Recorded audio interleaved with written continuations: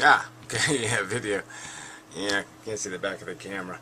Anyway, response video to Nick, probably on this MMT stuff. I'll just, he made a video, so I will make some response to it, of some kind, anyway. Anyway, I was working on these cameras. I couldn't fix these cameras, and I figured out how to fix them. So I figured maybe I'll have some sort of auction or something.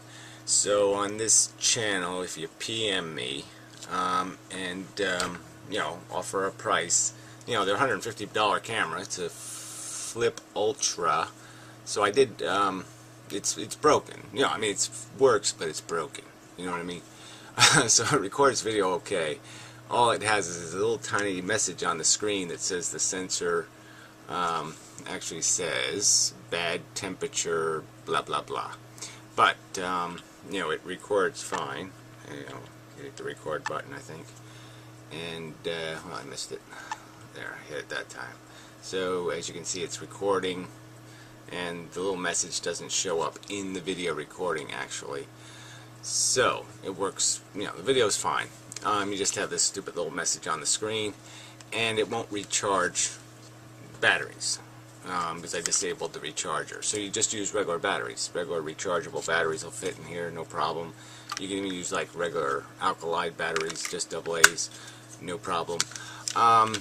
And it's probably better not to use the camera to recharge batteries anyway, because it's, flips have a lot of trouble recharging wise. And so anyway, yeah, so I say, maybe I'll put a limit of $50, no higher than $50. So I don't want anybody getting stupid. Yeah, it's probably a good idea. So I guess the first person that bids $50 wins. Anyway, you have to have a PayPal account. Has to be a U.S. shipping address. And so you PM this channel, FairEconomics, with a bid. And and whoever wins, I'll respond to your PM, and then you pay the PayPal. And if you don't pay the PayPal, then I'll just go to whoever the next highest bid is, or the next person who bid. And 24-hour limit or something. So anyway, yeah, like I said, they sell new for $150. This is the second generation, so it's not the newest flip, but it's exactly the same as the newest flip, except it doesn't have. It's a Model U to 120. So it's got 8 gigabytes of memory, high definition, and 2 hours at 8 gigabytes. So they're big files. What else? Yeah, that's probably it. USB just connects to your computer. The software is built into the device. Actually, they're brand new. You see, this one's still got a little thingy over the lens here. So most of them that I have are brand new. So anyway, this is the camera that I will send. So this one does have a little thing over the front, and so it was basically new. I just disabled the thing that senses the temperature because it kept going off and the camera was unusable. So anyway, yeah, that's it. But it's not going to catch fire or anything. It'll be alright. Yeah, that's it. Okay, so on to the video. Yeah, I just want an excuse to use the camera. Just to see. They are pretty good cameras. So I think I said everything. Okay, U.S. address, PayPal, and nothing over $50. Yeah. Okay. Yeah, I think you got the idea. PM this channel, nowhere else. This channel. That's it. And don't worry about this. It's going to be. I got a few of these. Like a dozen or more maybe. Anyway. Alright, so this MMT stuff. So the Modern Mystic is just sort of saying that these guys are making sense. We're talking like, alright, money's sort of an illusion. And that's sort of what the banking system is made into, because they basically are just making as many loans as possible, and they really don't worry about reserves. They really don't worry about keeping money in the bank. Now, banks have lots of assets, though. They do have deeds that they own, and they have all this other stuff. But the point is most of that stuff, they try to convert into a loanable material.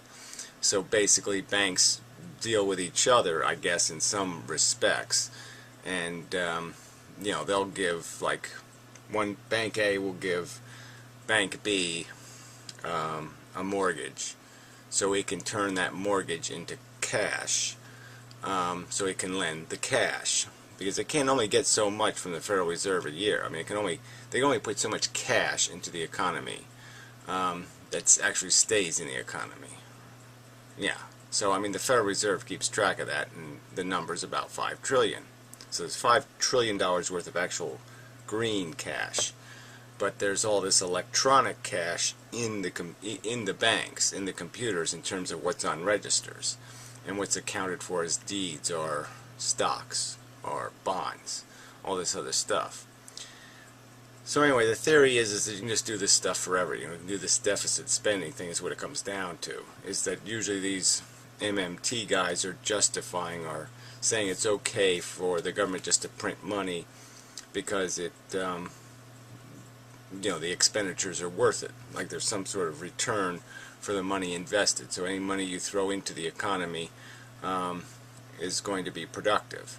But the bottom line is, though, is if it's lent money, if it's a bond, you're going to have to pay interest on it. If you just print cash, the implication is that you're going to create inflation. And so they aren't really creating cash. I mean, Nick's saying they are, but I don't think he can demonstrate that they are. But yeah, I mean, we would agree that it's the whole point is to maximize employment and to encourage people to be as conscientious and productive as possible, and so you get the most you can out of your economy without slipping off that slope of exploitation. I mean, I've made this point before. I mean, slavery was hugely productive for the human race. I mean, it built our country in a lot of ways. I mean, you couldn't, if you had to pay labor, to make all that land farmable and all the other stuff the slaves did, it would have, been very difficult to do because you wouldn't have the resources to pay people to do all that work. And you certainly might even not be able to get them to do the work, no matter what you were paying, because it was such hard work and so much work per individual. So yeah, but it's hugely productive, but the cost is too high. You're demanding too much sacrifice from a population. So I mean, but there is an ideal economics where people do have incentive to work, work hard sometimes and do unpleasant work, and you don't want to pay a fortune for it, though. I mean, you don't want to make it too expensive that the work is no longer valuable because it costs so much to have it done. So theoretically, you want to be able to lend out as much money as possible, because every bit of money you throw out there is going to be a carrot, or it's going to be a work incentive. And so as long as you have a population that's underemployed, yeah, you want to put money out there so you can employ them. But that's where this gets all complicated, because if it was a different world, it wouldn't really be a problem, because there's lots of productive work to do. But it's this new technology world, and some work isn't very valuable. I mean, you got to have skilled labor's valuable, unskilled labor is not valuable, and that's just the way it is, because there's an excess of unskilled laborers, and that's a problem. So what's their overall point? Yeah, but I still think there's plenty of work to get done. But the problem is capitalists aren't going to get the work done, because see, they want to make profit on everything, and they got to make a lot of profit. So they only want to invest in businesses that are likely to pull a lot of money out of your pocket and not give you too much value that they have to pay out. They want to maximize their profit. Where if a government invests in something, we the people invest in something, we're not really interested in profit. We just like to get our money back. So if the government makes a loan, the hope the government would have would just be, I want to get my return back.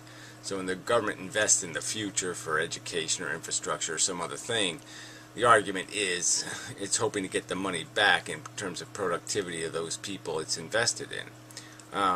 But that's always sort of been a lie, because they never pay any of this money back and all that kind of crap. So I think the investment ought to be more like a loan. When the government spends money in the economy, it ought to loan money into the economy with the expectation that it get the money back. Not necessarily a profit back, just the principal back. Maybe something for inflation, but that would destroy inflation in a way too, because it's interest being paid that causes inflation. That's the cause of inflation, interest. People thinking their ownership entitles them to profit is what creates the necessity that there be inflation. And the trick with inflation and these MMT guys is that you can delay it. You can create all the instruments of inflation, but because it's all caught up in these banks and all this paper, well, none of that paper's in the real world right at the moment. If it ever falls into the real world, like in the housing bubble, if all of a sudden it slides into the reality, then it's going to mean something, and then the inflation starts to happen. And I would argue that that's what all this deficit spending and all this crap has created. And even the printed cash in the last 2 years has been $2 trillion worth of printed cash. You know, 3-4 years ago there was only $3 trillion in circulation. Now there's $5 trillion. So I think your money's lost 20% in the last couple of years. But all of that hasn't fallen yet. It hasn't smashed through the dam. And I guess all I'm saying is that's how it's all going to end, is that there's a whole pile of inflation built up with this unpayable debt. There's too many IOUs, too little productivity that can pay it off in the future. So it's got to die. It's got to crash. And yeah, that's it. You know, there's nothing else. There's no other real possibility, and that's really just going to be the inflation coming home to roost. Alright, that's enough of a video. So anyway, this file's going to be monstrous. But anyway, pretty nice cameras, blah blah blah. So, whatever. No, I think, yeah, no more than 50. Yeah. Anyway, till next time, and such.